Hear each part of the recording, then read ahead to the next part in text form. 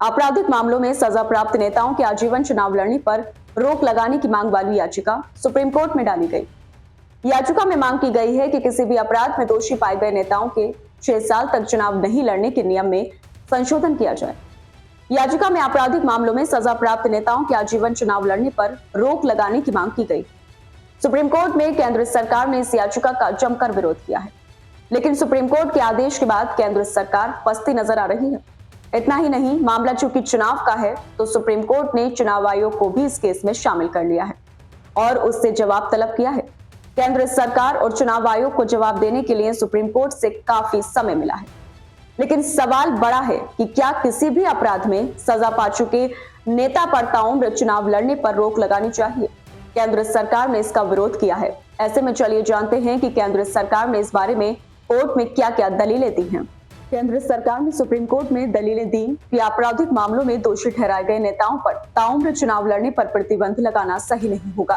केंद्र ने कहा कि मौजूदा 6 साल का प्रतिबंध ही काफी है। शीर्ष अदालत में दाखिल हलफनामे में केंद्र ने कहा कि याचिका में जो अनुरोध किया गया है वह विधान को फिर से लिखने या संसद को एक विशेष तरीके से कानून बनाने का निर्देश देने के समान है, जो न्यायिक समीक्षा संबंधी उच्चतम न्यायालय की शक्तियों से पूरी तरह से परे है। इसके साथ ही केंद्र ने कहा कि इस तरह की अयोग्यता तय करना केवल संसद के अधिकार क्षेत्र में आता है। हलफनामे में कहा गया है कि यह सवाल कि आजीवन प्रतिबंध लगाना उपयुक्त होगा या नहीं, यह पूरी तरह से संसद के अधिकार क्षेत्र में आता है।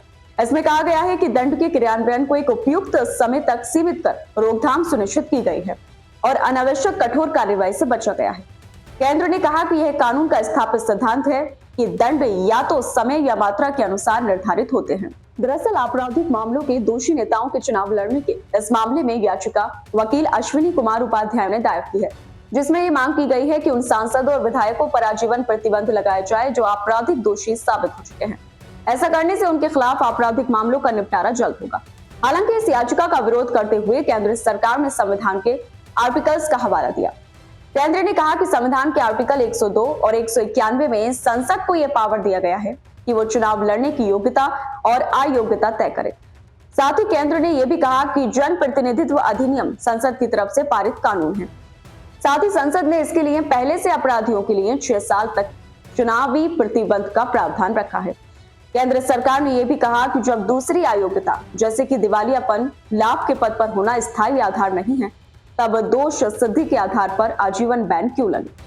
हालांकि केंद्र सरकार के इस हलफनामे पर सुप्रीम कोर्ट से कोई फैसला तो नहीं आया है, लेकिन वकील उपाध्याय की याचिका बड़ा सवाल खड़ी कर गई है।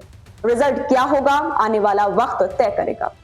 फिलहाल इस खबर में इतना ही। वीडियो अच्छी लगी हो तो चैनल को लाइक, सब्सक्राइब और शेयर जरूर करें।